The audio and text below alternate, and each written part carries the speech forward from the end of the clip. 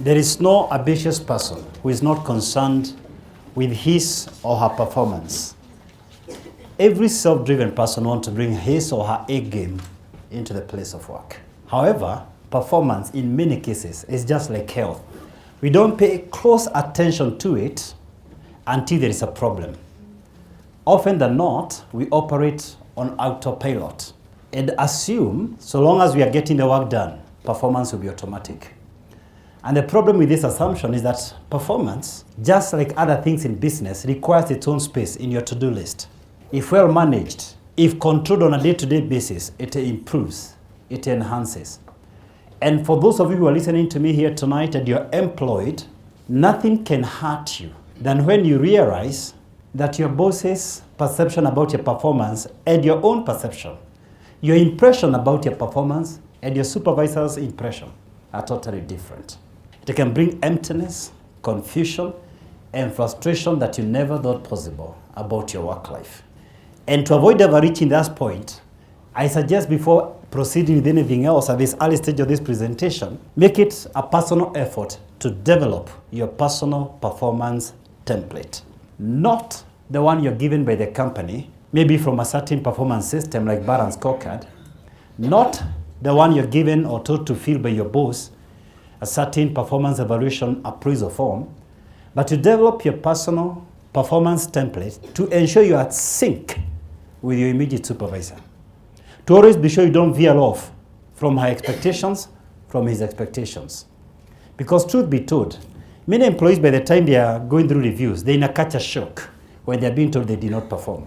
And this culture shock makes us either, number one, we decide to resign because we can't handle the emotional tearing. Or number two, we now claim to have clarified our purpose and we want to get out and be on our own, become our own boss, not because we had planned for it, but we react emotionally. We get into business through waking emotions. You know, when you're woken up by a clock, a waking clock, we don't like calling them alarm clocks here, we don't like using negative words. You're woken up by a waking up clock. Then you may not be emotionally stable. You may not be set for that business. So I suggest today, be sure to develop a personal template form that you can be using in your one-on-one weekly meetings with your direct boss.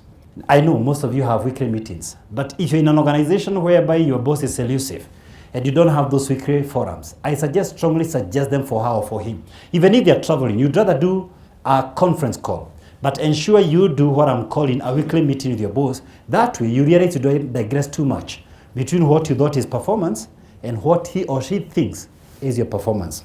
Let me make it clear. Most employees assume it is the work of your supervisor to check your performance evaluation. We normally assume it is the job of management to do performance reviews. The truth is this, nobody really cares about your personal performance. If you're reporting to a departmental head, their major concern is the departmental bottom line. If you're reporting to the CEO, which is rare, but in the event there's someone here reporting to the CEO, then her concern is the enterprise bottom line, not your personal performance. I want you to know this, your performance or non-performance, she doesn't have to live with it. She has options. It's not her job. It's not her bonus. It's not her career. It's not her future. You're the only one concerned with your personal performance. Realize this, success is a negotiated process. Build relationships. Create alliances. Control the factors that affect your work life. Stop pushing rocks uphill. Secure early wins. Even your personal development is squarely in your hands. You know, most of us assume it is the work of HR or our boss or the company to take us for personal development workshops.